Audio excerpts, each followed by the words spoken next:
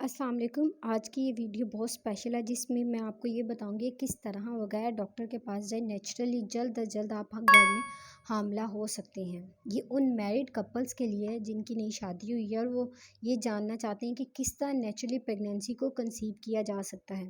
तो इसमें बहुत सारी बातें आ जाती है जो अक्सर लोगों को नहीं पता होती, तो ये उनके लिए है। तो आपने क्या करना है, इस वीडियो को एंड तक देखना है और इसको आगे भी लोगों तक शेयर करना है ताकि बहुत से लोगों तक इसका नॉलेज पहुँचे। अच्छा, अब सबसे पहले वुमेन्स को क्या करना चाहिए कि वुमेन्स को अपने फर्टिलिटी पीरियड का पता होना चाहिए। अब इसका मतलब क्या है? इसका मतलब ये है कि जो फीमेल्स हैं ना, उनको पता होना चाहिए कि कब उनको हामला होने के चांसेस 100% तक होते हैं। अब इस फर्टिलिटी पीरियड को जानने के लिए सबसे पहले आपको अपने साइकिल की लेंथ का पता होना बहुत ज़रूरी है कि आपके साइकिल की लंबाई कितनी है। अच्छा, जैसा कि फॉर एग्ज़ाम्पल आपको आज पीरियड्स हुए हैं, तो आपने क्या करना है, अपने साइकिल को काउंट करना शुरू कर देना है। और जब तक आपको नेक्स्ट पीरियड मतलब नेक्स्ट माहवारी नहीं आ जाती, तब तक आपने अपने डेज़ को काउंट करते रहना है। फॉर एग्ज़ाम्पल आपको आज पीरियड्स आए हैं और अगले पीरियड्स आपको आए हैं 28 डेज़ बाद, तो आपका साइकिल की जो इसका मतलब है आपके साइकिल की जो लेंथ है वो 28 डेज़ है। इसी तरह अगर आपको 30 दिन बाद आए हैं तो आपके साइकिल की लेंथ है 30 डेज़। अब ये तो आपको पता लग गया कि आपके साइकिल की लेंथ यानी लंबाई कितनी है। अब आपने ये जानना है कि आपका फर्टिलिटी पीरियड कौन-सा है, कि वो कौन-सा दिन है जिसमें एग यानी अंडे के रिलीज़ होने के चांसेस हैं, बहुत ज़्यादा हैं। तो जो भी आपका साइकिल हो, इसके लिए आपने क्या करना है, जो भी आपका साइकिल होगा तो उसमें से आपने पहले 14 डेज़ को माइनस करना है। फॉर एग्ज़ाम्पल आपका साइकिल है 30 दिन का, तो आपने उसमें से 14 दिन को माइनस कर दिया तो वो बनते हैं 16 दिन। तो इसका मतलब है जो 16वाँ दिन है उसके अंदर अंडे के रिलीज़ होने के चांसेस बहुत ज़्यादा हैं। अगर इसी तरह आपका साइकिल है 28 डेज़ का, तो आपके उसमें से 14 दिन माइनस कर दें तो आपका बनते हैं 14वाँ दिन। यानी कि जो 14वाँ दिन है आपके साइकिल का, उसमें आपके एग के रिलीज़ होने के चांसेस यानी कंसीव करने के चांसेस उस डेज़ पे बहुत ज़्यादा हैं। इसी तरह आपने अपने साइकिल में से फर्टिलिटी पीरियड को निकालना है। जब आपको पता लग गया है कि आपका फर्टिलिटी पीरियड ये है यानी अंडे के रिलीज़ होने का दिन ये आता है, तो आपने अपने उस दिन से, फॉर एग्ज़ाम्पल आपका 14वाँ दिन है तो 14वें दिन से 3 दिन पहले, 14वें दिन और उसके 2 दिन बाद आपने क्या करना है कि अपने हस्बैंड से उस इन 6 दिनों में रिलेशन बनाना है। इन 6 दिनों में आपने ट्राई करना है। इसकी वजह ये है कि इस टाइम पे एग के रिलीज़ होने के चांसेस बहुत ज़्यादा होते हैं। ठीक है?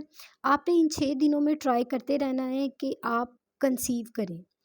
इसमें क्या होता है कि जो एग रिलीज़ होता है ना, उसकी एज होती है 12 से 24 घंटे तक, ठीक है? अगर इस 12 से 24 घंटे के अंदर उसको स्पर्म उस एग को स्पर्म अवेलेबल होगा, तो वो एक साथ मिलकर एम्ब्रियो बनाता है और एम्ब्रियो आपके बेबी में कन्वर्ट हो जाता है। लेकिन अगर इस टाइम पे उसको स्पर्म ना हो, तो वो एग स्पर्म ना मिले, तो वो एग क्या होता है, वेस्ट हो जाता है, ठीक है? तो इसलिए अक्सर पेशेंट को बताया जाता है कि आपने सबसे पहले अपने ओव्यूलेशन जो डेज़ है ना, उसको उसका आपको पता होना चाहिए। आपने फर्टिलिटी पीरियड को जानना है कि कब आप कंसीव जल्दी कर सकती हैं, ठीक है? इसलिए आपको इस सब का नॉलेज होना बहुत ज़रूरी है। आपने क्या करना है, उस ओव्यूलेशन डे से 3 दिन पहले उस डे पे और उससे 2 दिन बाद आपने अपने हस्बैंड से रिलेशन बनाना है ताकि आपके हामला होने के चांसेस ज़्यादा से ज़्यादा हों। एक तो ये था कि आपने फर्टिलिटी पीरियड को आपको पता होना चाहिए, इसका नॉलेज होना चाहिए। इसी तरह कुछ सप्लीमेंट्स, कुछ विटामिन, जैसा कि आपको पता है फॉलिक एसिड, उसमें से अक्सर पेशेंट को गाइड किया जाता है कि जब आपकी शादी की प्लानिंग स्टार्ट होगी ना, तो आपने उसी टाइम से फॉलिक एसिड लेना स्टार्ट कर देना है, क्योंकि ये जो फॉलिक एसिड होता है ना, इसका बहुत बड़ा रोल होता है फर्टिलिटी के लिए। तो इसको लेना बहुत ज़रूरी है, क्योंकि इससे आपके कंसीव करने के जल्दी कंसीव करने के चांसेस बहुत ज़्यादा होते हैं। इसी तरह डाइट ही एक बहुत बड़ा फैक्टर है। इसका बहुत बड़ा रोल होता है आपकी एग की क्वालिटी को बेहतर बनाने में। इसलिए आपके लिए बेहतर ये कि आप अच्छी डाइट लें। जितनी भी बेकरी आइटम्स होते हैं ना, इसमें कार्ब्स की क्वांटिटी बहुत ज़्यादा होती है। वो क्या करता है, आपकी एग की क्वालिटी को ख़राब कर देता है। इसी तरह जितने भी फ़ास्ट फूड जिस तरह बर्गर, शवारमा पिज़्ज़ाज़ वग़ैरह ये इनमें भी कार्ब्स बहुत ज़्यादा होते हैं, ये भी अंडे की क्वालिटी को ख़राब करते हैं। आपने क्या करना है, जितने भी fresh fruits, vegetables, mutton, organic chicken ये चीज़ें हैं जो आपकी अंडे की क्वालिटी को बेहतर बनाती है, तो आपने इनका इस्तेमाल ज़्यादा से ज़्यादा करना है ताकि आपके हामला होने के चांसेस ज़्यादा हों, और आपने जंक फूड को कम से कम इस्तेमाल करना है। और ताकि आपके एग को अच्छी फूड लेने से, अच्छी डाइट लेने से मैक्सिमम न्यूट्रिशन मिले और आपके एग की क्वालिटी अच्छी हो। और एक बहुत बड़ी चीज़ है एक्सरसाइज। अच्छा, अब इस चीज़ को आपने समझना है, आपने कब एक्सरसाइज करनी है और कब नहीं। आपने क्या करना है, जब आपका साइकिल के पहले 14 दिन है ना, उसमें आपने जितनी चाहे जैसी मर्जी हैवी एक्सरसाइज करें, जो मर्जी करें, लेकिन 14वें दिन के बाद आपने इतनी हैवी एक्सरसाइज नहीं करनी। आपने क्या करना है, सिंपल ब्रिस्क वॉक करनी है। क्योंकि सिंपल ब्रिस्क वॉक क्यों कहा है मैंने आपको, क्योंकि इसमें क्या होता है कि आप 14वें दिन के बाद, आपका ओवुलेशन पीरियड के बाद, मतलब ओवुलेशन डे के बाद आपके बहुत ज़्यादा चांसेस होते हैं कि आप कंसीव कर लें, ठीक है? आपके एम्ब्रियो के इम्प्लांट होने के चांसेस बहुत ज़्यादा होते हैं। तो उस टाइम पे आपके पेल्विस को बहुत ज़्यादा ब्लड सप्लाई जा रही होती है, ताकि आपकी जो फर्टिलिटी है ना वो इम्प्रूव हो, आपके एग के इम्प्लांट होने के, एम्ब्रियो के इम्प्लांट होने के चांसेस ज़्यादा हों। इसलिए 14वें दिन के बाद आपने ब्रिस्क वॉक करनी है मैक्सिमम 1 आवर की। इसका फ़ायदा यही है कि पेल्विस की तरफ ब्लड फ्लो ज़्यादा होता है और इम्प्लांट होने के चांसेस ज़्यादा हो जाते हैं, ठीक है? अब इसी तरह आपने एक और बहुत ज़्यादा इम्पोर्टेंट चीज़ है वेट। आपने अपना वेट जो है ना उसको मेंटेन करना है। मतलब आपने अपना आइडियल वेट मेंटेन करना है, ना तो आपका वेट ज़्यादा होना चाहिए ना ही कम होना चाहिए। जैसा कि फॉर एग्ज़ाम्पल आपकी हाइट है 5/6 या 5/5, तो आपका आइडियल वेट होना चाहिए 55 टू 65।